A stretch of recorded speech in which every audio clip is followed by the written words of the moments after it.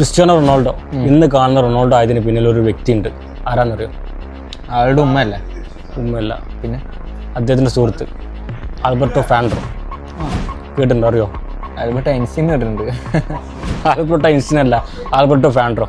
ചെറുപ്പത്തിൽ ക്രിസ്ത്യാനും ഈ ഒരു സുഹൃത്തും കൂടിയാണ് ഫുട്ബോൾ കളിച്ചിട്ടുണ്ടായിരുന്നത്. ഇവർ രണ്ടും നല്ല കളിക്കാരായിരുന്നു. ആ സമയത്താണ് FC പോർട്ടോ എന്ന് പറഞ്ഞ ക്ലബ്ബ്, പോർച്ചുഗലിൻ്റെ ക്ലബ്ബാണ് FC പോർട്ടോ, അവരൊരു സെലക്ഷൻ വെക്കുന്നത്. അപ്പോൾ ഒരു മാച്ചിൽ ആരാണ് ഏറ്റവും കൂടുതൽ ഗോൾ അടിക്കുന്നത് സെലക്ട് ആവും. അങ്ങനെ കളി തുടങ്ങി 3-0 ഇവർ ജയിച്ചു, ടീം ജയിച്ചു. ഫസ്റ്റ് ഗോൾ റൊണാൾഡോ അടിച്ചു, ഇന്നത്തെ ഗോൾ റൊണാൾഡോൻ്റെ സുഹൃത്ത് അടിച്ചു. അപ്പോൾ ലാസ്റ്റ് ഒരു ഗോളുണ്ട്. അപ്പോൾ റൊണാൾഡോ സുഹൃത്ത് ഗോളിനെ കട്ട് ചെയ്ത് ആളൊഞ്ഞ് പോസ്റ്റിലേക്ക് തട്ടേണ്ട ആവശ്യം മാത്രമേ ഉണ്ടായിരുന്നുള്ളൂ. പക്ഷെ അവിടെ നിന്ന സുഹൃത്ത് റൊണാൾഡോക്ക് പാസ് ചെയ്യുക ചെയ്തു. റൊണാൾഡോ ആ ഗോൾ അടിച്ചിട്ട് ടീമിൽ സെലക്ട് ആവും FC പോർട്ടോയിൽ.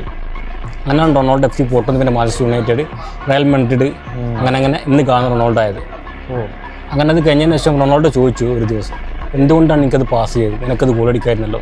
അപ്പോൾ സുഹൃത്ത് പറഞ്ഞത്, എനിക്കറിയാം നീ എന്നെക്കാട്ടി മികച്ചവനാണ്, അതുകൊണ്ടാണ് ഞാൻ ആ പന്ത് നിനക്ക് പാസ് ചെയ്തത്, അവസരം കൊടുത്തത്. അതെ. അപ്പോൾ ഈ ഒരു ജേർണലിസ്റ്റ് ഈ ഒരു സുഹൃത്തിനെ തേടിപ്പോയപ്പോൾ പണിയില്ലാത്ത തൊഴിൽ രഹിതനായിരുന്നു ഈ ഒരു വ്യക്തി. ബംഗ്ലാവും ഒരുപാട് കാറും കാര്യങ്ങളും ഇവർ സെറ്റിൽഡായിരുന്നു. അപ്പോൾ ചോദിച്ചപ്പോഴാണ് അവൻ പറഞ്ഞത്, ഇതെല്ലാം കിട്ടാൻ കാരണം റൊണാൾഡോ ആണ്.